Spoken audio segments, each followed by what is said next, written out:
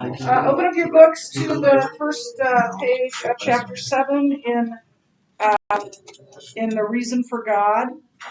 And it's entitled, You Can't Take the Bible Literally. And that's a statement that Dr. Keller has heard a number of times over the years in being a pastor in New York City.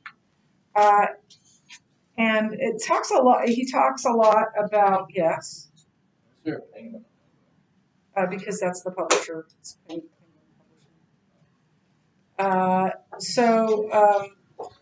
He talks a lot about the book and the movie. What's the name of the movie?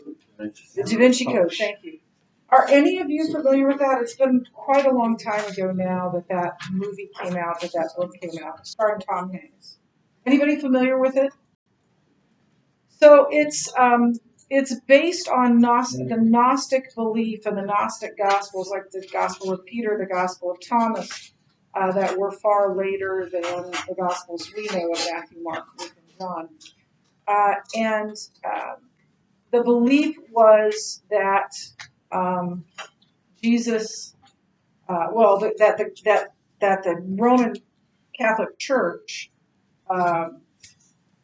refused to consider those Gospels and instead chose Matthew, Mark, Luke, and John for political reasons. It's not true. In fact, the New Testament as we know it was formed long before Nicaea. We'll talk more about that next year in 12th grade Bible. The books that we have, the Gospels particularly that we have, were seen as authoritative from very early on. In fact, the first 3 Gospels, which were around certainly in the 70s AD, maybe even earlier, Mark may have been written before 50 AD, were circulating in kind of a format together around the churches. So they were considered authoritative very early on. This Gnostic belief or belief that's at least referenced in the Da Vinci Code is that Jesus was a human being who actually had children with Mary Magdalene. Don't know if they were married or not. And it's the beliefs themselves are obviously heretical. But and it was a fictitious book, it was a novel, movie. But a lot of people thought it was true. So that's why he mentions that. The first overarching topic for this book is we can't trust the Bible historically. That would be the knock against the Bible, that we can't trust it historically, that it is historically inaccurate. And Tim Keller tells you that when he was in college, he was told that they were written down, or they were orally passed down for centuries, and legend came in there, and so that they what we have in our 4 Gospels is more legend than fact. That's what they're saying. I don't know what page you're on, but I'm where it says we can't trust the Bible historically. So turn to where that title is. It's not too far into but it's a section heading. We can't trust the Bible historically. And in the second paragraph, it says this. Let's do this. It is widely believed that the Bible is a historically unreliable collection of legends. Then in the second paragraph, it says, it is often asserted that the New Testament Gospels were written so many years after the events happened that the writer's accounts of Jesus' life can't be trusted, that they are highly embellished, if not wholly imagined. How do we know that's not true? How do we know that they're not legend?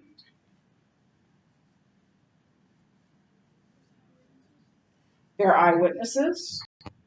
What else? What did the book tell you about legends? Davis?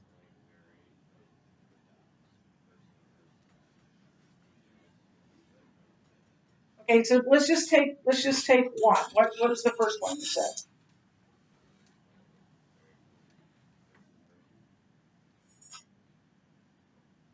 I don't understand what you mean by that. Like the people.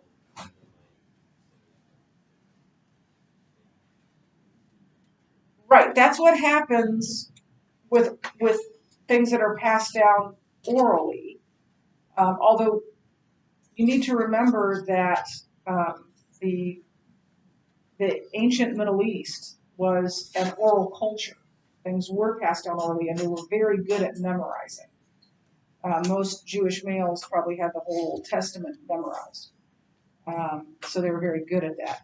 But I'm looking for something broader than that. How do we know what did you learn about legends? How long does it take for a legend to take root?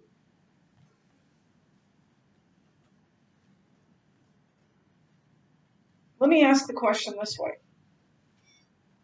if I told you that Mr. Hood, before he became a teacher, was a punk rock star, uh, would you believe that? I mean, he had hair back then, so maybe. So you know what you meant? If that's not true, and it's not true, right? Could I pawn that off on you? I could convince you, but what are you going to do with that information? Ask Mr. Hood, right? And he'll set you straight. And even if Mr. Hood's not around, his parents just live right down the street, right? And they're very reliable. And you could look in, you could look in Wikipedia. I mean, there's a number of ways that you could do that. The only way that legend, right, gentlemen, takes root is if nobody who was around when he was supposedly a punk rock star anymore. You can't pull off a legend in the time that the people are living. Because there are people living that will say that's not true. And especially in the case of Jesus, there were not only people living at the time, there were people who would have loved to have quashed this truth that Jesus' tomb was empty. And they would have stepped forward and said, yeah, no, this isn't true. But they didn't do that. Why? Because everybody knew the tomb was empty. And too many people saw Jesus alive. So here's what I want, because I don't want this to be a lecture. I want it to be a discussion. But you either are unwilling to say something to me, or you haven't read this. So those of you who have read it, I need you to speak up. So the next overarching, I assume yours is the same. It says the timing is far too early for the Gospels. You see that on there? So how do we know that the Gospels aren't legend? Because they were written far too early. Everyone now, they were not. The stories were orally handed down for a while, but not for hundreds of years. The latest gospel is John, and it was probably written in the mid-90s, which is, I know to you, like that's 50-some going on 60 years after Jesus. That sounds like a long time, but it really isn't in terms of history and all of history. And the other Gospels were written long before that. And as I told you, Mark may have been written very soon after. So for a legend to take root, everybody who's been living at that time has to be dead. Because you can't have someone coming forward and saying, he's making that up. Nobody's going to believe it, right? So the timing of the Gospels, and by the way, it isn't just Christians who believe this timing of the Gospels. Even non-Christian Bible scholars. I know that's kind of a non sequitur. Why would there be non-Christians? There's a lot of people that have a fascination with the Bible, with Jesus, but they don't actually believe in him, that get PhDs. So that's why you have to be careful what commentaries you buy. Even they will say the Gospels were written far too early for them to be legend. Yeah. So you're saying that all the people that are like eyewitnesses. So in order for it to be legend, all the people who are eyewitnesses have to be dead. Yeah, and probably their children. Because you're going to tell your children about Mr. Hood, aren't you? Yeah. Yeah, obviously. And Well, so, yeah. How wouldn't Jesus? Because it was written down long before that. We have that writing from. Hi, Mr. Hood. Were you ever a punk rock star? Punk rock star? Yes. No. I know you enjoyed punk rock music because everyone of your generation did, but we're talking about how the Gospels are not legend, and so I asked them how long it would take root if I told them that you were a punk rock star. Like, at what point would that, be believed? And you still believe it? Right? Well, he's an honest man, you know. So, yeah, we were discussing that. So the timing is far too early for them to be legend. What's another reason that it can't that the against the Gospels being legend? Yep. What? I think you already said this, but he has like eyewitness accounts. He sees like who he can reference. Right. They named names. Right. They told like the Rufus. The only reason he would say something about Rufus, who was the son of Joseph of Arimathea, who carried Jesus' cross, is if those people, and this wasn't in the Gospels, this was actually in a letter of Paul, but if that church knew Rufus, right? I mean, I wouldn't say, I wouldn't write a letter to my family as much as I love Claire and say, Claire says hi. Who's Claire, right? Now, if I'm writing it to Kate, and then maybe. So the only reason to name that, and specific people are named throughout the Gospels and throughout and those people could have stepped forth and said, that's not true. But they didn't. I'm looking at the next big heading under, or subheading under this, they can't be legends. So what's another reason? Yes, Kate. The content is far too distracting from the Gospels. Right. It says the working theory of many people today is that the Gospels were written by the leaders of the early church to promote their policies, consolidate their power, and build their movement. What are some things in the Gospel stories that would never be able to accomplish that? What are some things they'd say? Yeah.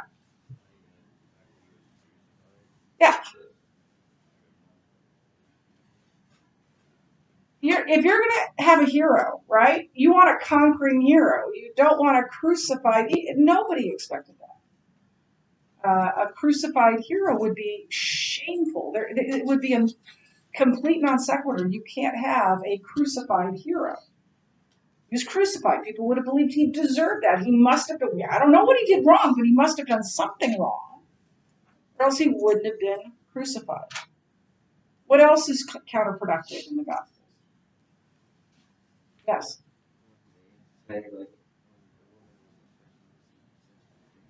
Yeah, all four Gospels place women at the tomb first. If that's not true, it was a stupid thing to do. Because women weren't admissible as witnesses in court. The first witnesses were women.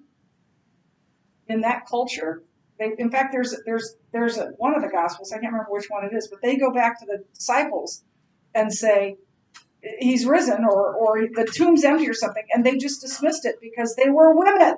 And they figured it was wives' tales, right? That's why they call it wives' tales. So if you're going to make something up, you are not going to put women as the witnesses because they weren't considered reliable witnesses. So the only plausible reason why they would do that is because it's true. Women were the first witnesses at the tomb. What else was counterproductive? That Jesus, when he cried out, Yeah, my God, why have you forsaken me? If you're going to have a crucified hero, he's abandoned by God. It's not a good look. Now, I don't believe he was abandoned by God, and I taught you that last year, but uh, it certainly sounds that way. What's the third reason why the Gospels can't be legend?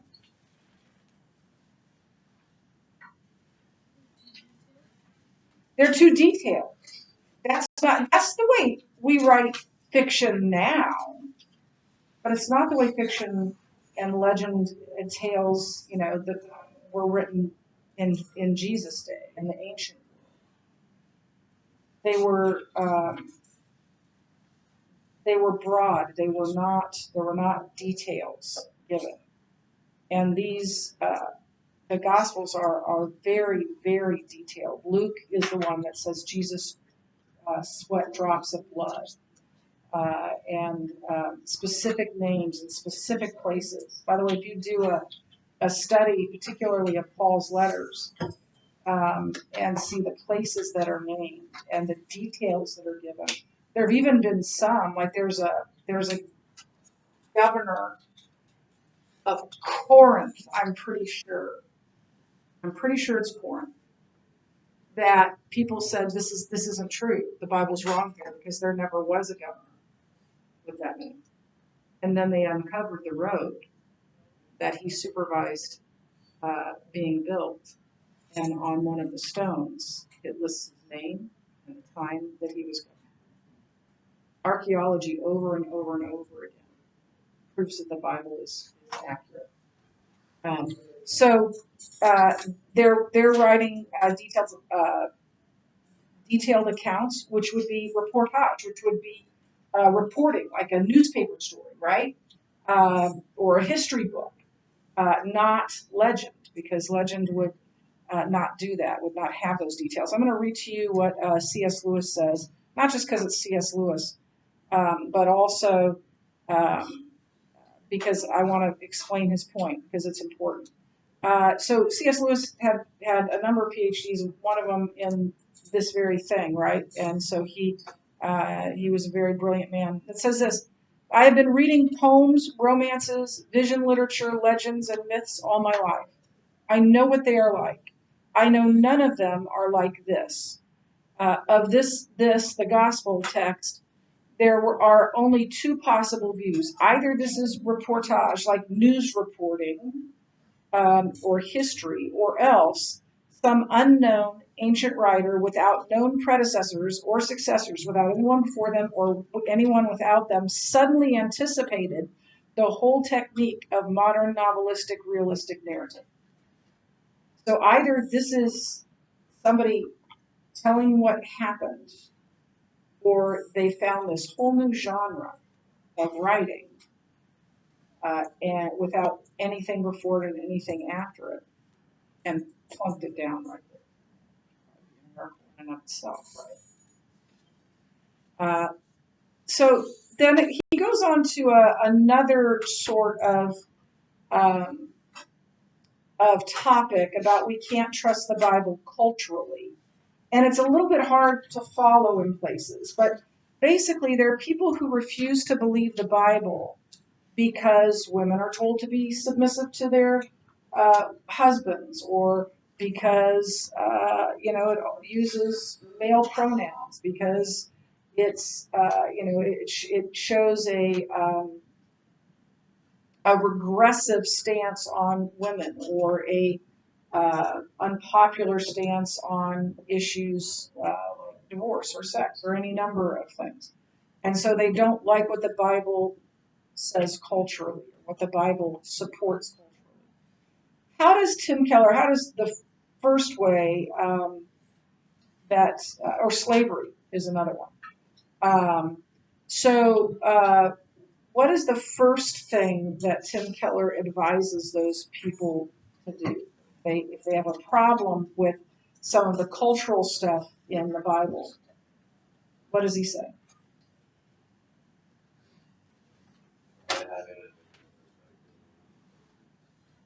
Okay, that's true. He does say that, and we'll talk about that, but there's something more fundamental than that. Yep, but there's something more fundamental than that.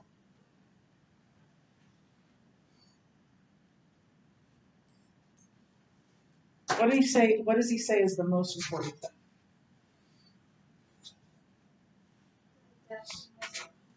Right, right. You first make sure that you've got the who Jesus is right. Let's see. Okay, so this well, I'll just read it because I can't tell you what page it's on in your book. Don't worry about gender roles until you figure out what you think about the central teachings of it. All of those things about which people have issues are ancillary things. Ancillary means they're peripheral things. They're not the main thing. So let's look at the main thing. And then once you've made that decision on the main thing, we can talk about those other things. One of the things he says is a lot of those things can be cleared up with a good commentary. I'm not going to go into all of them now. But I'll just talk about one briefly. Slavery. Slavery was complete. When we think slavery, we think, the United States horrendous practice of slavery for centuries. That was not ancient slavery. You sold yourself into slavery, and you didn't sell yourself. You sold your work. They owned your work. They owned your production. They didn't own you.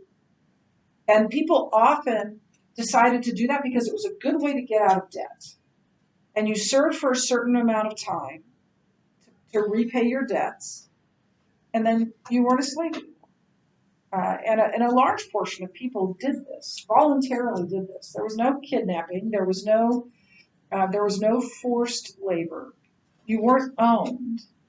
And in the Bible, in the Old Testament and in the New Testament, it unconditionally condemns the kind of slavery. It's why John Newton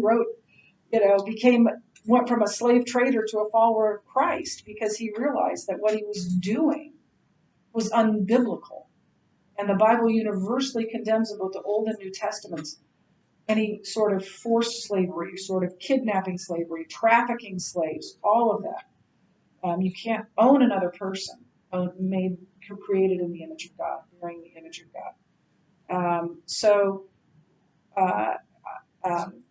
Those are the kinds of things, and the same can be true of other issues people have with the. And then he talks about this term regressive, that you say it's regressive. And I'm going to read this quote to you.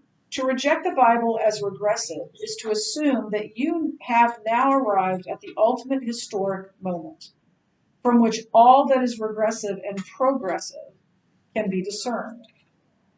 That belief is surely as narrow and exclusive as the views in the Bible you regard as offensive. If you look back on some of the traditions or the decorating or the clothing or the whatever of my day when I was your age, right? When I was your age, people had like avocado green and bright yellow stoves and refrigerators, and they had I should show you the pictures sometime. When we redid our basement, it had this horrifically ugly 80s wallpaper. And it was pink and like baby pink and baby blue, and it was awful. And so we got rid of that. But when the guys doing the remodeling uncovered that,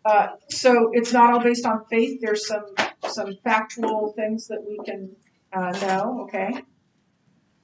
What else? Wasn't written long enough after it happened to be a legend. It wasn't written long enough after it happens to be a legend. It was written down quite soon. Yes. It's too detailed. Same thing. Same things that we read in Keller.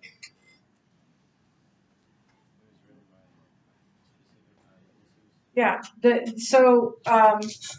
Gospels were written either by eyewitnesses, as in John and Matthew, or by close associations. They got their information from eyewitnesses. So that would be Luke and Mark. Mark was a close associate of Peter's, and he faithfully wrote down everything Peter told him. It's possible that Peter dictated that book to Mark, but certainly it was Mark. It was Peter's stories that he told Mark that Mark wrote down. The example I use for this often is that my mother told me that my grandfather, her father, took a court case when he was a lawyer all the way to the Supreme Court and won. You think my mother's a reliable source for that? Yeah, because she was an eyewitness to it. That was her father, right? It's just 2 generations away. That's what Mark is, right? It's even closer. The eyewitness was Peter, and Mark wrote down what Peter told him. What, if any, value does a proper understanding of history have on a person's view of the New Testament? Maybe like contradicted some of the things that were okay. I'm not understanding. I don't know, you could talk about how slavery was bad in the New Testament. Like slavery now, right? Not now, but when there was slavery. Yeah. So people believe what they hear, and they hear there's slavery in the Bible, and they say, well, then the Bible can't be true. They don't know. They don't know what slavery was like.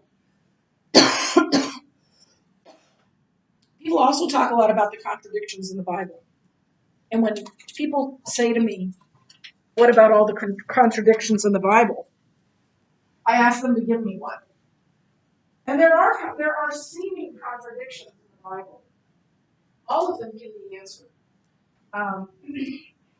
For example, Paul writes, "For it is by grace you have been saved through faith, and that not of yourself." He also writes, "Work out your salvation."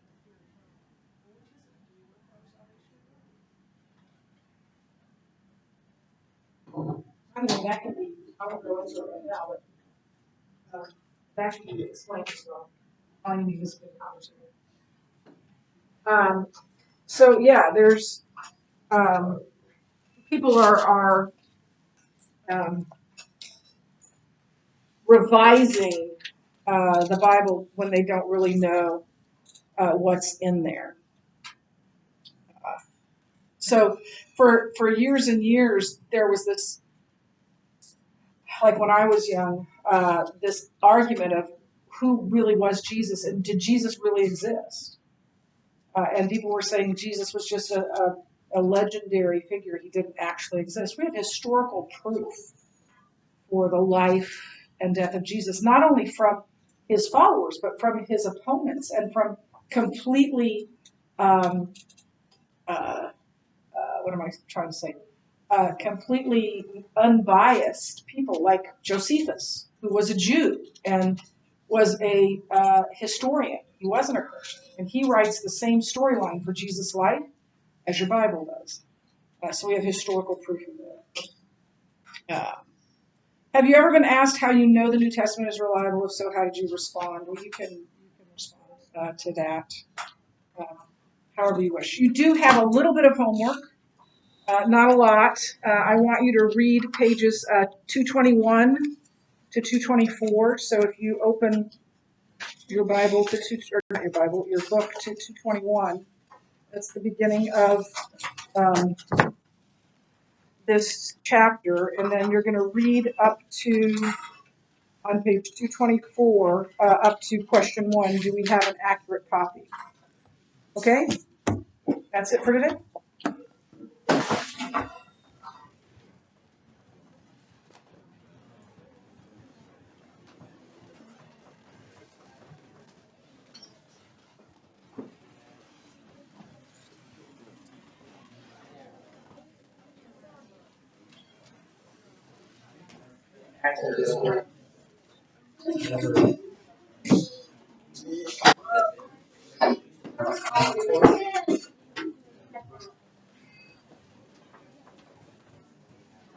No questions, just read. Just read those pages.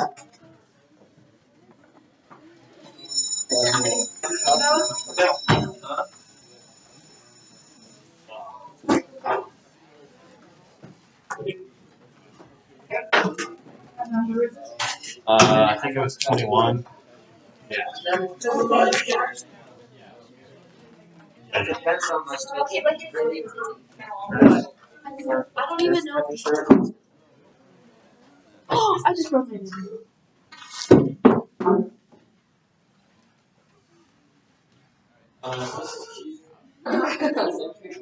What should I?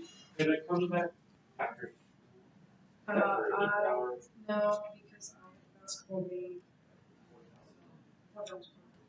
Yeah, you may be. I got to let the dogs out. But